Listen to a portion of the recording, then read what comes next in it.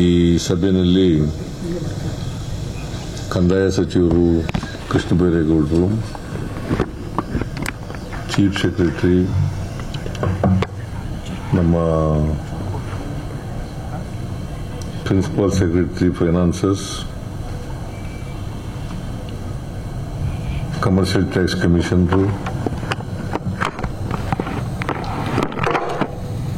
ಆಮೇಲೆ ಪೊನ್ನಣ್ಣವರು legal adviser,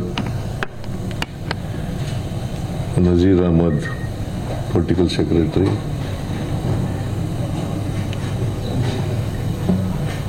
ಇವರು ಕೂಡ ಭಾಗಿಯಾಗಿದ್ದರು. ಈಗ ದೇಶಪಾಂಡೆ ಅವರು ಈಗ ಬಂದಿದ್ದಾರೆ. ಮತ್ತೆ ಸಂಘ ಸಂಸ್ಥೆಗಳ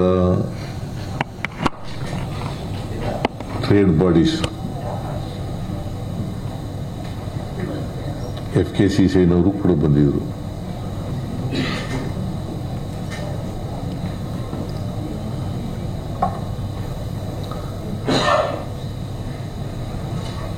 ಅವ್ರ ಜೊತೆ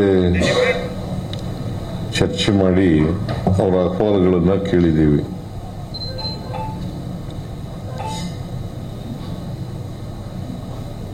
ಅವರಿಗೆ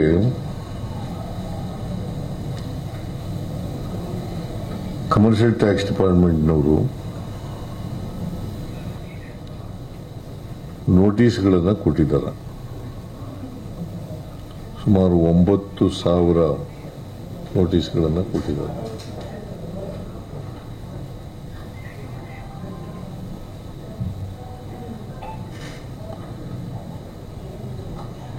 $40 ಲಕ್ಷಕ್ಕಿಂತ ಅಂದರೆ ಕಾಂಪೋಸಿಟ್ ಟ್ಯಾಕ್ಸ್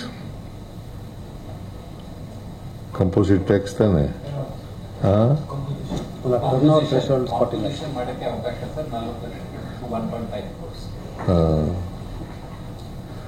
ಆಮೇಲೆ ತೆರಿಗೆ ಹಾಕೋದು ಕೇಂದ್ರ ಸರ್ಕಾರ, GST ತೆರಿಗೆ ಹಾಕೋದು ರಾಜ್ಯ ಸರ್ಕಾರ ಅಲ್ಲ. GST ಕೌನ್ಸಿಲ್ನಲ್ಲಿ ಅದು ತೀರ್ಮಾನ ಮಾಡಿ ಹಾಕೋದು. 1% ಟ್ಯಾಕ್ಸ್ ಅನ್ನ ಹಾಕಿದ್ದಾರೆ.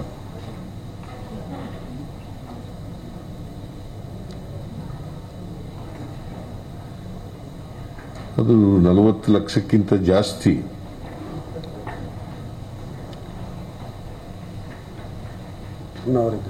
ಟರ್ನ್ಓವರ್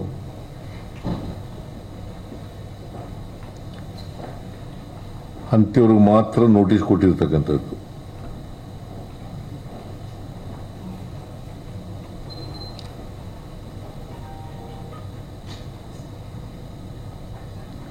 ಅದರಲ್ಲಿ ಕೆಲವು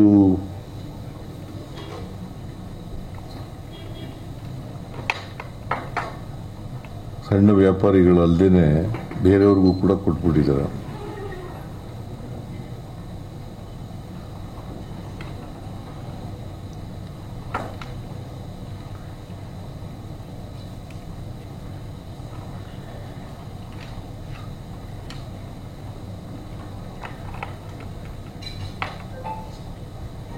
ಆಮೇಲೆ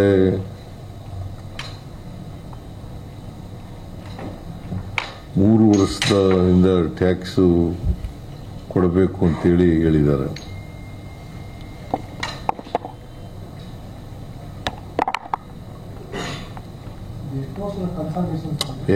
ಸ್ವಲ್ಪ ಇವರು ಯಾಕೆ ನೀವು ಅಷ್ಟೊಂದು, ನೀನು ಯಾವಾಗಲೂ ಮೊದಲೇ ಕ್ವಶನ್ ಕೇಳ್ಬಿಡ್ಬೇಕು ಅಂತ ನಿಂದು ಅಲ್ಲಿ, ಆಮೇಲೆ ಕೇಳ್ಬೇ, ನೀನು ಮೊದಲೇ ಕ್ವಶನ್ ಕೇಳ್ಬಿಡ್ಬೇಕು ಅಂತಲ್ಲ ನಿನ್ನ ಇದು ಯಾವಾಗಲೂ ನಮ್ಮ ಕ್ಷೇತ್ರದವನು, ಅದಕ್ಕೆ ಕೇಳ್ತಾ ಇರೋದು.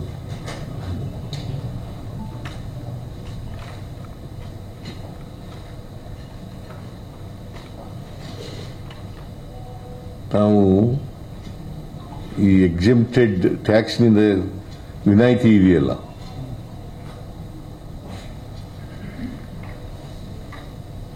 ಅವುಗಳಿಂದ ಯಾವ ಕಾರಣಕ್ಕೂ ಕೂಡ ಆ ಕಮೋಡಿಟೀಸ್ ಪದಾರ್ಥಗಳು ಇದಾವಲ್ಲ ಅದರಿಂದ ತೆರಿಗೆ ವಸೂಲು ಮಾಡೋಕ್ಕೆ ನೋಟಿಸ್ ಕೊಟ್ಟಿದ್ರು ಕೂಡ ವಸೂಲು ಮಾಡಲ್ಲ.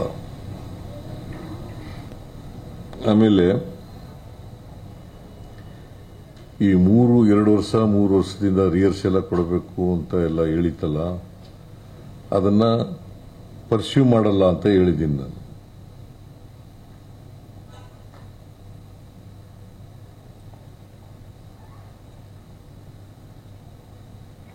ಅವರು ಬಹಳ ಸ್ಪಷ್ಟವಾಗಿ ಏನು ಹೇಳಿದ್ದಾರೆ ಅಂತಂದ್ರೆ, ಈ ನೋಟಿಸ್ ಬಂದದ್ರಿಂದ ಸ್ವಲ್ಪ ಗೊಂದಲಗಳೆಲ್ಲ ನೀವು ಉದ್ಭವ ಆಗ್ಬಿಟ್ಟಿದ್ದಾವೆ. ಒಂದು ಮೊದಲನೇದು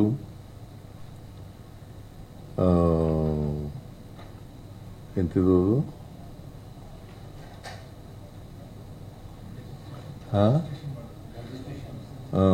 ಕಡ್ಡಾಯವಾಗಿ ನೋಂದಣಿ ಮಾಡಿಸ್ಕೊಳ್ಬೇಕು ಅಂತ ಹೇಳಿದ್ದೀನಿ, ಒಪ್ಕೊಂಡಿದ್ದಾರೆ ಅದಕ್ಕೆಲ್ಲ.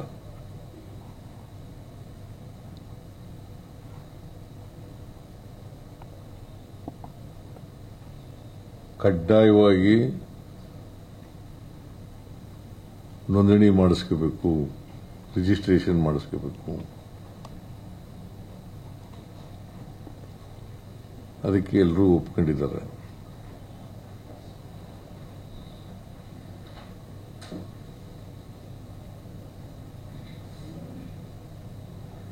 ಆಮೇಲೆ ಒಂದು ಸಹಾಯವಾಣಿ ಆರಂಭಿಸಬೇಕು ಅಂತ ಹೇಳಿದ್ದಾರೆ. ನಾನು ಹೇಳಿದ್ದೀನಿ, ಸಹಾಯವಾಣಿ ಈಗಾಗಲೇ ಇದೆ, ಇನ್ನೂ ಅದನ್ನು ಹೆಚ್ಚು ಪರಿಣಾಮಕಾರಿಯಾದ ರೀತಿಯಲ್ಲಿ ಮಾಡೋಣ ಅಂತ ಹೇಳಿದ್ದೀನಿ.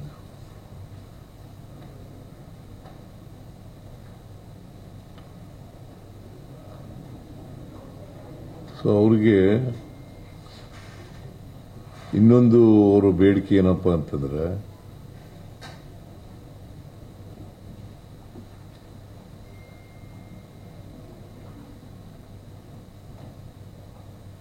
ಈ ಗೊಂದಲ ನಿವಾರಣೆ ಆಗಬೇಕಾದ್ರೆ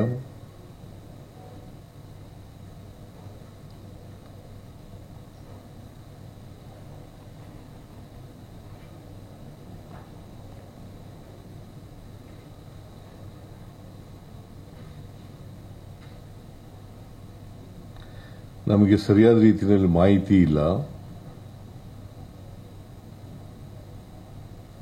ಅದಕ್ಕೋಸ್ಕರ ಜಾಗೃತಿ ಉಂಟು ಮಾಡತಕ್ಕಂಥ ಒಂದು ಕಾರ್ಯಕ್ರಮನ ಹಮ್ಮಿಕೋಬೇಕು ಅಂತ ಹೇಳಿದ್ದಾರೆ.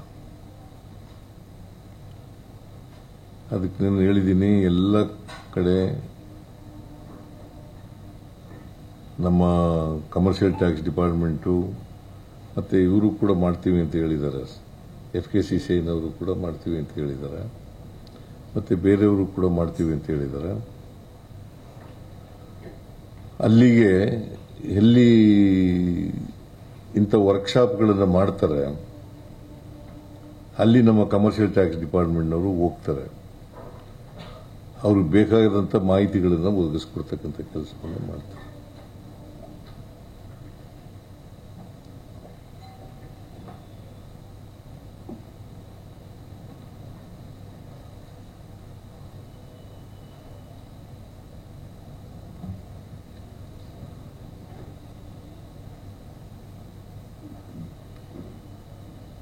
ಸೊ ಕೊನೆಯಲ್ಲಿ ನಾನು ಅವರಿಗೆ 25ನೇ ತಾರೀಕು ಪ್ರತಿಭಟನೆಯನ್ನು ಹಮ್ಮಿಕೊಂಡಿದ್ದೀರಿ, ಬಂದ್ ಮಾಡ್ತೀವಿ, ವಹಿವಾಟು ನಿಲ್ಲಿಸ್ತೀವಿ ಅಂತ ಏನು ಹೇಳಿದ್ದಾರೆ.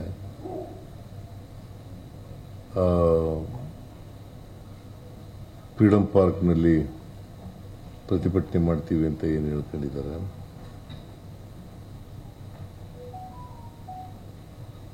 ಅದನ್ನು ವಾಪಸ್ ತಗೋಬೇಕು ಅಂತ ಅವರಿಗೆ ಮನವಿ ಮಾಡಿದ್ದೀನಿ. ಅವರು ವಾಪಸ್ ತಗೋತೀವಿ ಅಂತೇಳಿ ಮನವಿ ಮಾಡಿದ್ದಾರೆ, ಆಮೇಲೆ ಒಪ್ಕೊಂಡಿದ್ದಾರೆ.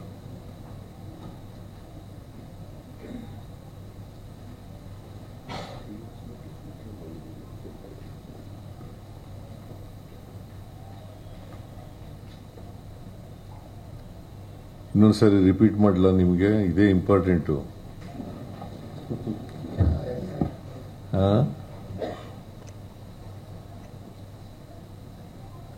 ಫ್ರೀಡಂ ಪಾರ್ಕ್ನಲ್ಲಿ ಹಮ್ಮಿಕೊಂಡಿರ್ತಕ್ಕಂಥ ಪ್ರತಿಭಟನೆಯನ್ನ ವಾಪಸ್ ತಗೋಬೇಕು ಅಂತ ಹೇಳಿದ್ದೇನೆ. ಅವರು ವಾಪಸ್ ತಗೊಳ್ತೀವಿ ಅಂತ ಹೇಳಿದ್ದಾರೆ. ಸರ್ ಇವತ್ತಿಂದಲೇ ಕಪ್ಪು ಪಟ್ಟಿ ಧರಿಸ್ಕೊಂಡು ಇಡೀ ರಾಜ್ಯಾದ್ಯಂತ ಪ್ರತಿಭಟನೆ ಮಾಡ್ತಾ ಇದ್ದಾರೆ.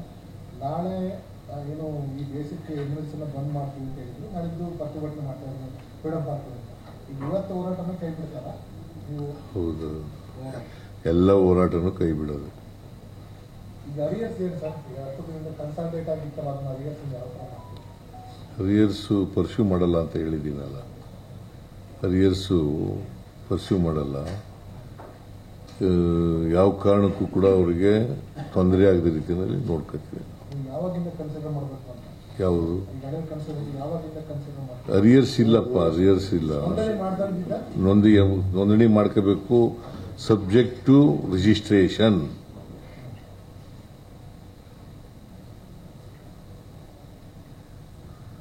ರಿಜಿಸ್ಟ್ರೇಷನ್ ಕಡ್ಡಾಯ. ಈಗ ತೆರಿಗೆ ನೆಟ್ಟಿಗೆ ಬರಬೇಕಲ್ಲ ಎಲ್ರೂ. ಬಟ್ ಯಾರಿಗೆ ಎಕ್ಸೆಂಪ್ಟೆಡ್ ಗೂಡ್ಸ್ ಇದೆ ಅವ್ರ ಹತ್ರ ಅವ್ರಿಗೆ ರಿಜಿಸ್ಟ್ರೇಷನ್ ಅಗತ್ಯ ಇಲ್ಲ.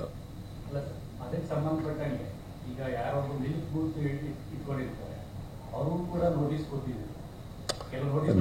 ನೋಟಿಸ್ ಪರ್ಸ್ಯೂ ಮಾಡಲ್ಲ ಅಂತ ಹೇಳಿದ್ವಲ್ಲಪ್ಪ. ಅದು ಇನ್ ಮುಂದಕ್ಕೆ ಅವರುಗಳು ರಿಜಿಸ್ಟ್ರೇಷನ್ ಮಾಡಿಸೋ ಅಗತ್ಯ ಇರಲ್ಲ ಸರ್. ಈಗ ಯಾವುದು ಎಕ್ಸೆಂಪ್ಟೆಡ್ ಅಂತ ಇರ್ತದೆ, ವಿನಾಯಿತಿ ಅಂತ ಇರ್ತದೆ, ಅವರು ರಿಜಿಸ್ಟರ್ ಮಾಡ್ಕೋಬೇಕಾದಂತ ಅಗತ್ಯ ಇಲ್ಲ. ಮಿಲ್ಕ್ ಎಕ್ಸೆಂಪ್ಟೆಡ್ ಅದನ್ನ ಬೈಫರ್ಕೇಟ್ ಮಾಡಿದ್ರೆ ಸರ್, ಮಿಲ್ಕು ತರಕಾರಿ, ಎಳ್ನೀರು ಇಂಥವೆಲ್ಲ, ಹೂವು ಇಂಥವೆಲ್ಲ ಎಕ್ಸೆಂಪ್ಟೆಡ್ ಅಲ್ಲ. ಯಾಕೆಂದ್ರೆ ಸರ್ ಆ ಮಿಲ್ಕ್ ಬೂತ್ ಅಲ್ಲಿ ಕೆಲವು ಉಪ ಉತ್ಪನ್ನಗಳನ್ನು ಮಾಡ್ತಾರೆ, GST ಏನೋ ಇದೆ, ಆ ಕಾರಣಕ್ಕೋಸ್ಕರ ನೋಟಿಸ್ ಶುರು ಮಾಡಿದ್ದೀವಿ. GST ಯಾರು ಮಾಡೋರು ಗೊತ್ತಾ ನಿಮ್ಗೆ? ಯಾರು ಹಾಕೋರು? Central government GST council okay sir. ನಾನು ಕೇಳ್ತಾರೆ ಎಡೆಡ್ ಬೈ ಹೂಮ್? ಈಗ ಮಿಲ್ಕ್ ಬೂತ್ ಅಲ್ಲಿ ಎಡೆಡ್ ಬೈ ಹೂಮ್?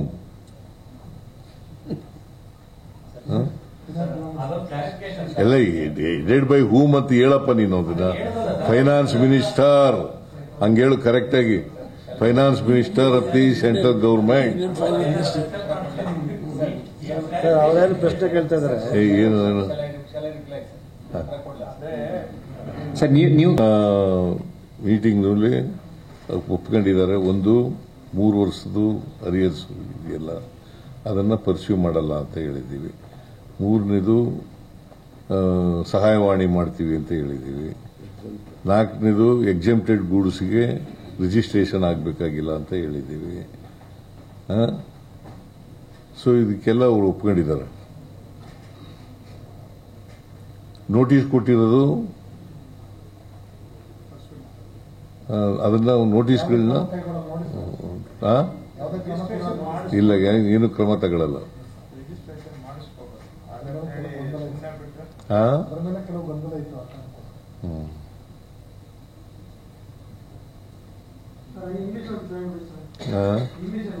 ಯಾಕೆ ನೀವು ಇಂಗ್ಲಿಷ್ನವ್ರ?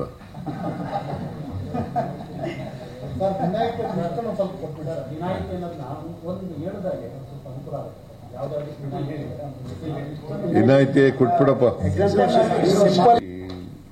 ಇದಕ್ಕೆಲ್ಲ ನಾವು ಏನೇನು ಅವರು ಗೊಂದಲಗಳಿದ್ದೋ ಆ ಗೊಂದಲಗಳನ್ನೆಲ್ಲ ನಿವಾರಣೆ ಮಾಡಿದ್ದೀವಿ. They all agreed and they have agreed to withdraw the protest rally which is organized by the small traders on 25th of this month. They have agreed to withdraw this.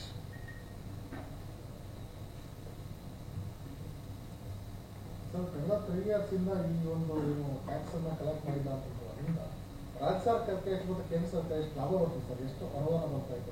ಎಷ್ಟು ಹಣ ಬರ್ತಾ ಇದೆ? ಇಷ್ಟು ನೋಟಿಸ್ ಕೊಟ್ಟಿದ್ದಾರೆ, 9,000 notice ಕೊಟ್ಟಿದ್ದಾರೆ. ಅದರಿಂದ ರಾಜ್ಯ ಸರ್ಕಾರಕ್ಕೆ ಎಷ್ಟು ಲಾಭ ಆಗ್ತಿತ್ತು ಅಂತ? ಸುಮಾರು 2,000 ಕೋಟಿ ಅಲ್ಲ ಸರ್? ಅದು ಹೇಳಿಕ್ಕಾಗಲ್ಲ, ಅದು ಅಷ್ಟು ಕರೆಕ್ಟ್. GST ಕೌನ್ಸಿಲ್ ಅಲ್ಲಿ ಇದನ್ನೆಲ್ಲ ಮಂಡಿಸಲಿ, ಇದು ನಮಗೂ ಅದಕ್ಕೂ ಸಂಬಂಧ ಇಲ್ಲ ಅಂತ ಜೋಶಿ ಅವರು ಸ್ಟೇಟ್ಮೆಂಟ್ ಕೊಡ್ತಾರೆ. ಜೋಶಿ ಸುಳ್ಳು ಹೇಳ್ತಾ ಇದ್ದಾರೆ, ರಾಜಕೀಯವಾಗಿ ಸುಳ್ಳು. ಬಿಕಾಸ್ GST ಹಾಕೋರು ಯಾರಪ್ಪ? ಕೇಂದ್ರ ಸರ್ಕಾರ ಅಲ್ವಾ, ಅದನ್ನು ವಸೂಲು ಮಾಡೋರು ನಾವು. ಸೊ GST ಹಾಕಿದ ಮೇಲೆ ನೋಟಿಸ್ ಕೊಟ್ಟಿರೋದಲ್ವಾ? ಮತ್ತೆ ಅವರು ಜವಾಬ್ದಾರಿ ಇಲ್ವಾ?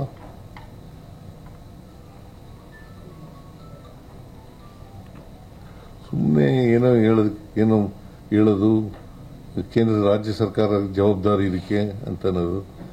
ಇವೆಲ್ಲ ಚರ್ಚೆ ಮಾಡಿದ್ವಿ, ಈಗ ಒಪ್ಕೊಂಡಿದ್ದಾರೆ ಬಿಡಿಯಪ್ಪ, ಸುಮ್ಮನೆ ಯಾಕೆ ಅವೆಲ್ಲ. ದೆಹಲಿಗೆ 25ನೇ ತಾರೀಕು OBC ಅಡ್ವೈಸರಿ ಕೌನ್ಸಿಲ್ದು ಒಂದು ಎಂತ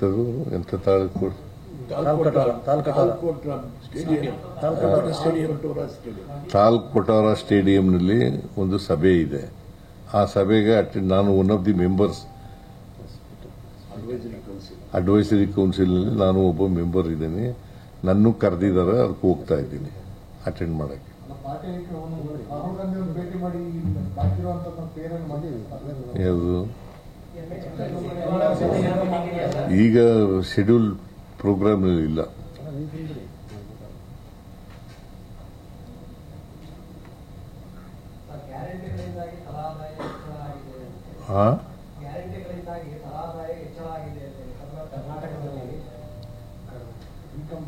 ಈಗ ಅವರೇ ಒಪ್ಕೊಂಡಿದಾರಲ್ವಾ, ಕರ್ನಾಟಕದಲ್ಲಿ ತಲಾ ಆದಾಯ ಸುಮಾರು 2,05,000 ಕೋಟಿ, 2,05,000 ಈಗಾಗಿದೆ. So we are number 1 in the country. Per capita ಇನ್ಕಮ್ನಲ್ಲಿ Karnataka stands number 1 in the country.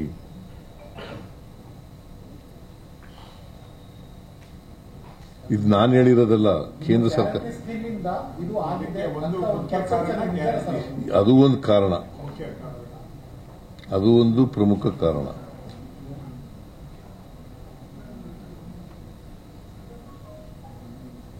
ಬಿಜೆಪಿಯವ್ರಿಗೆ ಜ್ಞಾನೋದಯ ಆಗಲಿ ಅಂತ ಕೇಳಿ ನೋಡ್ತಾ ಇದ್ದೀನಿ.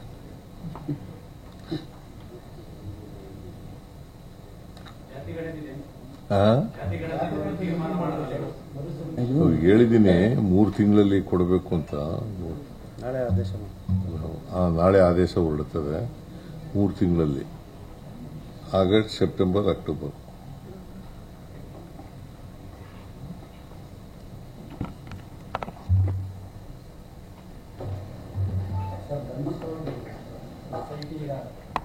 SIT ಮಾಡಿದೀವಲ್ಲ, ಎಂಕ್ವೈರಿ ಮಾಡಲಿ ಅವರು. ನಾನು ಪೊಲೀಸ್ ಎಂಕ್ವೈರಿಗೆ ಒಂದು SIT ಮಾಡಿದ್ದೀವಿ, ಅವ್ರು ಎಂಕ್ವೈರಿ ಮಾಡಿ ರಿಪೋರ್ಟ್ ಕೊಡಲಿ. ಸರ್, ರಾಹುಲ್ ಗಾಂಧಿ ಹೇಳಿದ್ದಾರೆ ಲೋಕಸಭಾ ಚುನಾವಣೆಯಲ್ಲಿ ಅಕ್ರಮ ಆಗಿದೆ, ಅದನ್ನು ನಾವು ಬಹಿರಂಗಪಡಿಸ್ತೀವಿ ಅಂತ ಹೇಳಿದ್ದಾರೆ. ಇವತ್ತು ಕರ್ನಾಟಕದಲ್ಲಿ ಯಾವುದೋ ಒಂದು ಕ್ಷೇತ್ರದಲ್ಲಿ ಅಕ್ರಮ ಆಗಿದೆ ಚುನಾವಣೆಯಲ್ಲಿ, ಆ ಕ್ಷೇತ್ರ ಯಾವುದು ಅಂತ ಬಹಿರಂಗಪಡಿಸ್ತೀವಿ ಅಂತ ಹೇಳಿದ್ದಾರೆ. ಬಿಹಾರದಲ್ಲಿ ನಾನು ನೋಡ್ತೀನಿ, ಅದನ್ನು ಗೊತ್ತಿಲ್ಲ, ನನಗೆ ಮಾಹಿತಿ ಇಲ್ಲ.